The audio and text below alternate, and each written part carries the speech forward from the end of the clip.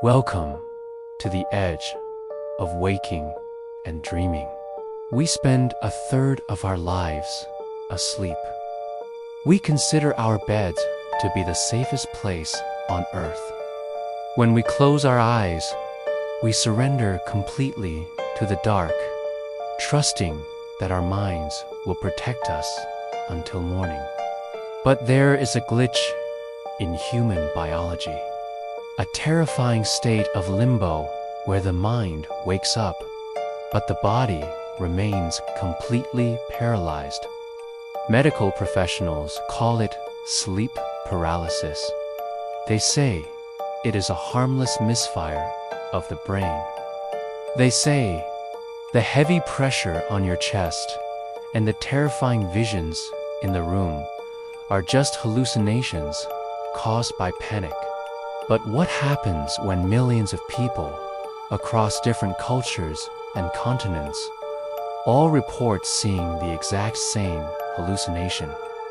What happens when the shadow in the corner of your room does not just disappear when you wake up, but follows you into the light? Tonight, we are exploring the terrifying phenomenon of the shadow people, and specifically the entity known globally as the Hat Man. This is Chapter 1, The Paralysis. In the winter of 2020, a 28-year-old graphic designer named Thomas was living alone in a small, historic apartment in Boston. He was working 80-hour weeks to meet a massive deadline. His sleep schedule was completely destroyed. It was a Tuesday night. Thomas fell into bed, exhausted, around 3 in the morning. The only light in his bedroom came from a dull, orange street lamp filtering through the blinds. At exactly 4:15, Thomas woke up. His eyes snapped open. He was lying flat on his back. He tried to turn his head to look at the alarm clock, but his neck would not move. He tried to lift his arm. Nothing happened. It felt like his entire body was encased in solid concrete. He could not even open his mouth to speak.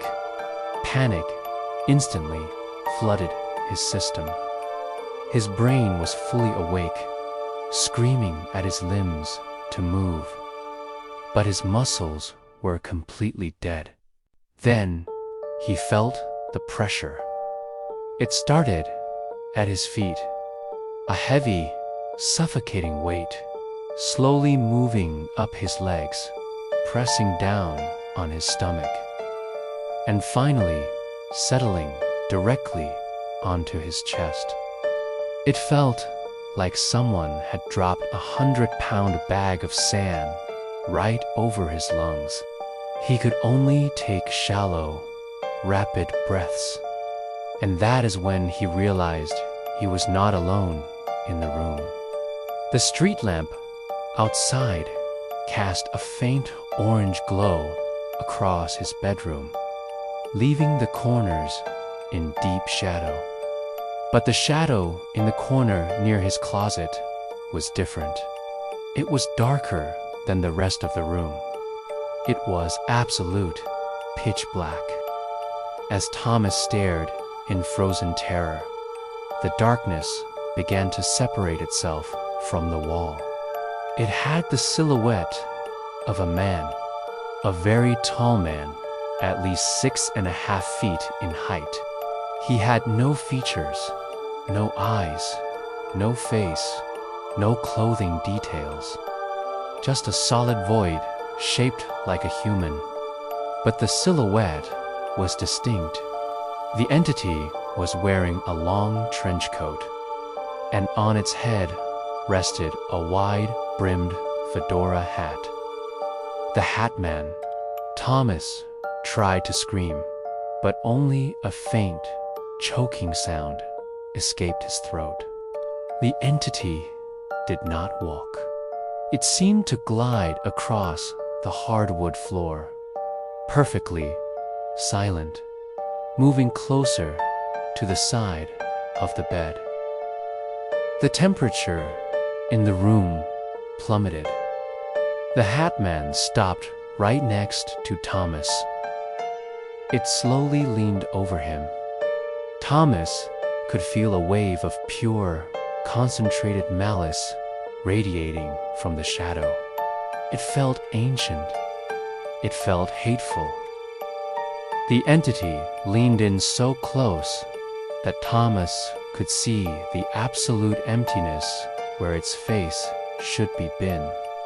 It stayed there for what felt like hours, simply watching him suffer, feeding on his raw terror. And then, just as suddenly as it had started, the weight on his chest vanished. Thomas gasped for air, his limbs violently jerking as the paralysis broke. He scrambled backward against the headboard, frantically reaching for the bedside lamp. He clicked the light on. The room was empty. Thomas sat awake until the sun came up, telling himself it was just a nightmare. Just a trick of an exhausted brain. But the Hat Man had found him, and it was not done. This is Chapter 2, The Waking Nightmare. For the next 2 weeks, Thomas lived in absolute dread of the night. The sleep paralysis returned every 3 or 4 days, and every time, the Hat Man was there. Sometimes, the entity would be standing at the foot of the bed. Sometimes, it would be right next to his face. The medical explanation of sleep paralysis provided zero comfort. Knowing that your brain is supposedly creating the monster does not make the monster any less terrifying when it is staring down at you in the dark. Thomas started sleeping with all the lights on. He drank excessive amounts of coffee to stay awake. His physical health began to deteriorate rapidly. He went to a doctor who prescribed him heavy sleeping pills and told him to reduce his stress. The doctor assured him that these visions could not hurt him in the waking world. The doctor was wrong. It was a Sunday afternoon, broad daylight. Thomas was sitting at his kitchen table, drinking a cup of coffee, fully awake. He had just finished a phone call with his mother. The apartment was quiet. He stood up to put his mug in the sink. As he turned toward the hallway that led to his bedroom, he froze.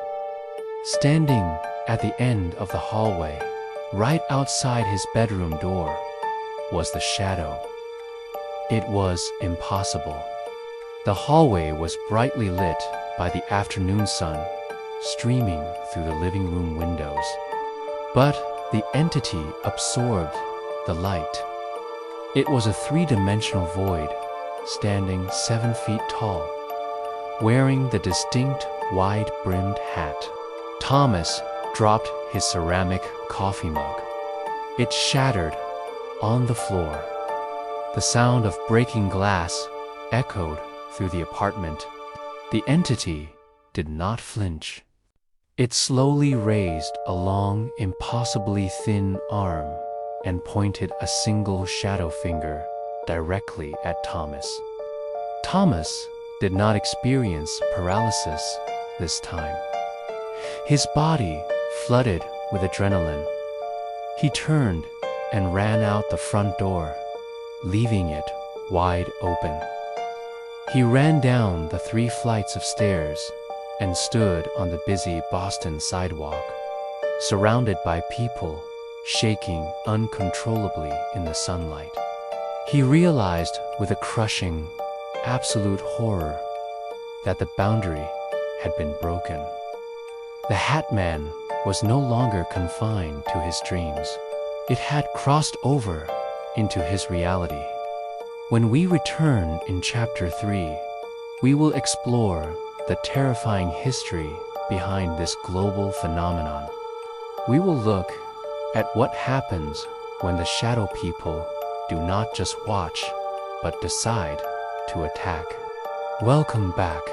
When we experience something terrifying, our first instinct is to isolate the event. We tell ourselves it was just a bad dream. We convince ourselves that our mind was just playing tricks on us. But what happens when you discover that millions of people across different cultures and decades are having the exact same nightmare?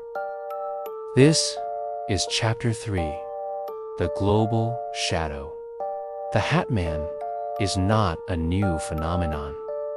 While the internet has given him a modern name, historical records are filled with descriptions of a tall, shadowy figure wearing a wide-brimmed hat or a dark cowl, appearing to people in their most vulnerable moments. In Japanese folklore, the phenomenon of sleep paralysis is called kanashibari, often accompanied by a dark, suffocating entity. In Middle Eastern traditions, similar shadow beings are classified as a type of jinn that feeds on human terror. But the Hat Man is distinct. He does not usually attack immediately. He is an observer. Researchers of the paranormal believe that shadow people are interdimensional beings or demonic entities that feed on the low-frequency energy of human fear. They are drawn to stress, trauma, and deep physical exhaustion. For Thomas, his 80-hour work weeks and severe sleep deprivation had acted like a beacon. His exhaustion had torn a hole in his psychological defenses, drawing the entity from the dark corners of the astral plane directly into his bedroom. And once the Hat Man locks onto a target, he does not easily let go. This is Chapter 4, The Final Waking. Thomas could not stay out on the street forever. After 3 days of crashing on a friend's couch, he had to return to his apartment to gather his things. He had decided to break his lease. He could not spend another night in that historic building, not even with the lights on. He arrived at the apartment on a Thursday afternoon. He brought his friend Mark with him, absolutely refusing to enter the space alone. They packed his clothes, his computer, and his essential documents into heavy cardboard boxes. By 6 in the evening, they were almost done. Mark went down to the rental truck to load the first heavy batch of boxes. Thomas stayed behind in the bedroom to do a final sweep of the closet. He was entirely exhausted. The sheer physical toll of moving, combined with weeks of severe sleep deprivation, finally caught up to his body. He sat down on the edge of his stripped, bare mattress, just to rest his eyes for a single minute while he waited for Mark to return. That was his biggest mistake. The moment his eyes closed, his brain, starved of REM sleep, instantly plunged into a deep cycle. But his body, flooded with residual adrenaline, remained tense. The trap snapped shut. Thomas woke up. He was sitting upright on the edge of the bed, his feet touching the floor. But he could not move a single muscle. The paralysis had caught him sitting straight up. The late afternoon sun, streaming through the window, began to rapidly dim. As if a thick, unnatural cloud had passed over the entire building. The room grew instantly, freezing cold. From the open closet door, directly in front of him, the absolute darkness began to bleed out into the room like spilling ink. The Hat Man stepped out of the closet. He was closer than ever before. He did not glide this time. He took deliberate, heavy steps. Thomas could not hear the footsteps, but he could feel the terrifying vibration through the hardwood floorboards. The entity stopped mere inches from Thomas's face. The total void where its eyes should be locked onto him. Thomas felt a crushing, physical pressure wrapping around his throat. He was suffocating. The air in his lungs was being pulled out of him. He knew that if he passed out from the lack of oxygen, he might never wake up. He channeled every ounce of his willpower, focusing entirely on his right index finger. He ignored the towering shadow. He ignored the burning in his chest. He just pushed all his mental energy into that one small joint. Move. The entity leaned closer, its shadowy mass expanding as if to swallow Thomas's whole. Move. With a sudden, violent crack, Thomas's index finger twitched against his leg. That tiny physical movement shattered the neurological lock of the paralysis. Thomas gasped, inhaling a massive breath of air, his entire body convulsing forward. Driven by pure survival instinct, he threw a blind, desperate punch straight into the dark mass standing in front of him. His fist hit empty, freezing air. The momentum carried him off the bed, and he crashed onto the hardwood floor. He scrambled backwards like a terrified animal, kicking the wall. The room was empty. The afternoon sun was shining brightly through the window again. Mark came running into the room a second later, asking what the loud crash was. Thomas did not answer. He grabbed his coat, walked out the door, and never returned to that apartment again. We are told that the monsters in our closets and the shadows in the corners are just products of an overactive imagination. We outgrow them. We learn to turn off the lights and go to sleep without fear.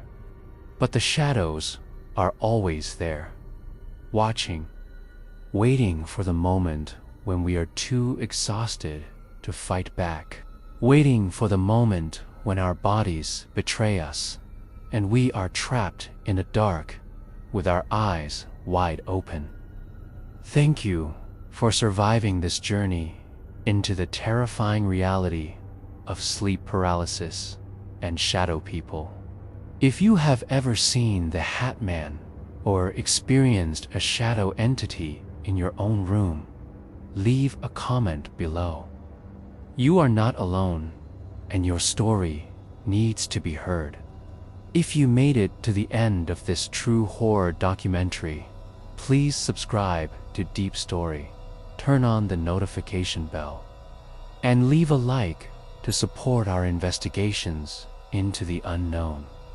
Lock your doors, leave a light on, and I will see you in the next nightmare.